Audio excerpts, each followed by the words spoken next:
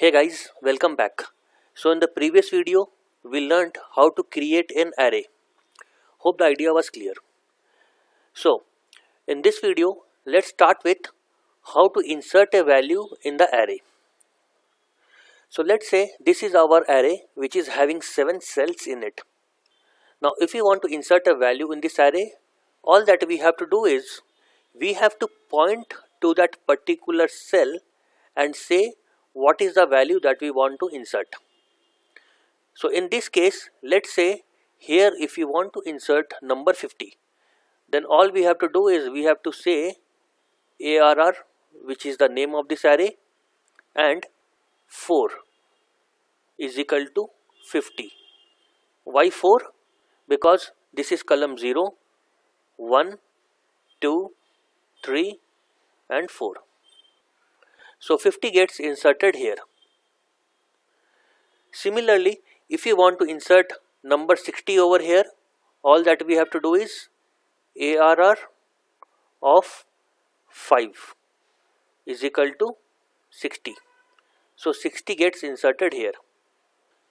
So now that we have understood how to insert a value in this array, let's see the algorithm for it.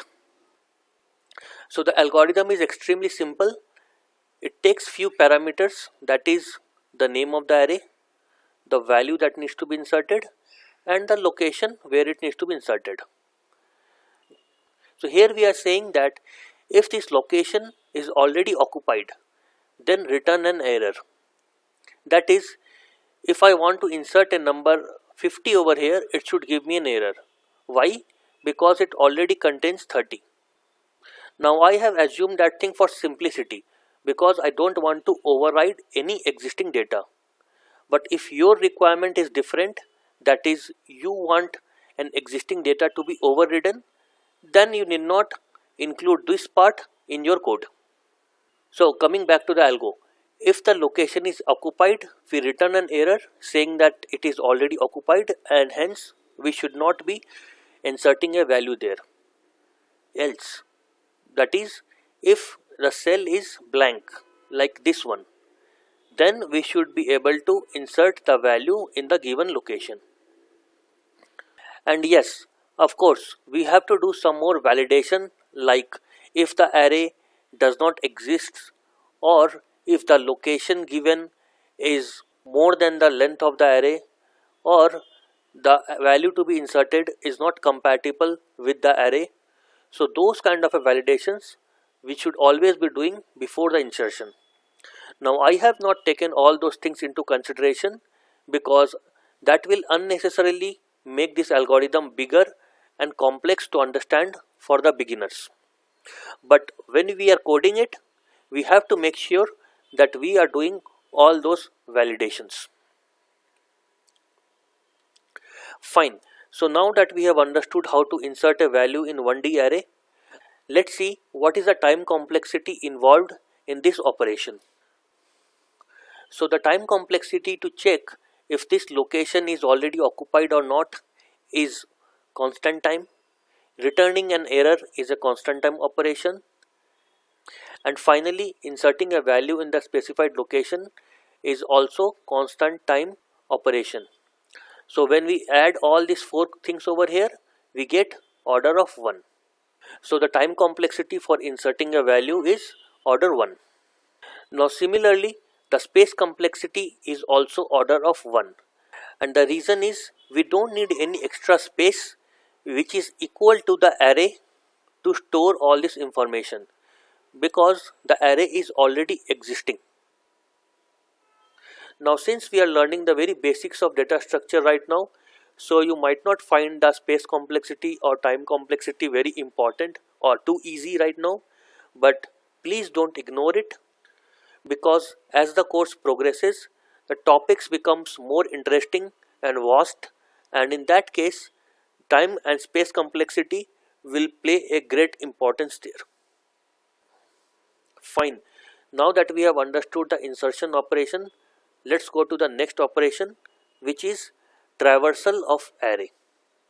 Now, what do we mean when we say the word traversing? So traversing means visiting all the cells of this array. Now it can be for any purpose. It can be for printing purpose or for updation or for any other thing. So how do we traverse an array? It's very simple. We create a loop and we start going to each and every cell in a sequential fashion. So we first visit 10, then 20, then 30, 40, 50 and so on. Now let's see how does the algorithm for traversal works.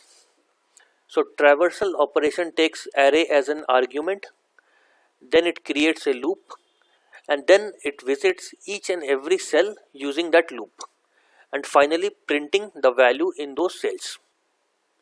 Now let's see what is the time complexity of this operation. So the loop needs to start from first cell and it needs to go till the last cell of the array. So it is an order of n operation because n is the length of the array.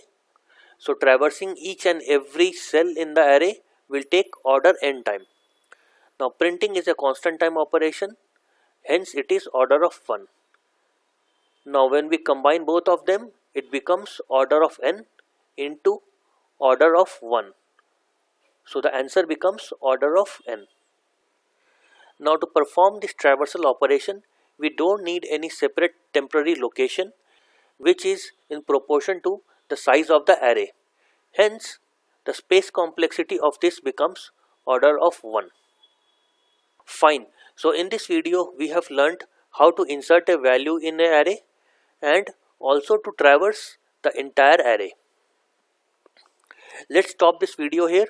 In the next video, we'll talk about some more operations that can be performed on this array. Thanks for your time. See you in the next video.